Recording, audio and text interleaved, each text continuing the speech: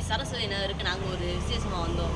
ஆனால் இங்கே வந்து தமிழக அரசால் நம்ம சுதந்திர போராட்ட தியாகி மரியாதைக்குரிய இமானுவேல் சேரன் ஐயாவுக்கு மணிமண்டபம் வந்து கட்டி கொடுத்துருக்காங்க.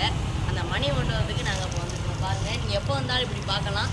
ஒரு சில சீசன் டைமில் வந்து திறந்துருக்கும். நீங்கள் அப்போ வந்து உள்ளே போய் பார்க்கலாம். இப்போ வந்து மரியாதைக்குரிய இமானுவேல் சேரனோட உருவ சிலை பக்கத்தில் நான் நின்றேன்.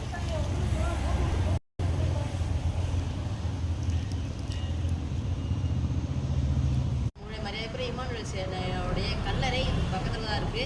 இருந்தாலும் தமிழக அரசு பக்கத்துலேயே அவங்களாம் இடம் நிதி ஒதுக்கி அவங்களுக்காக மணிமண்டபம்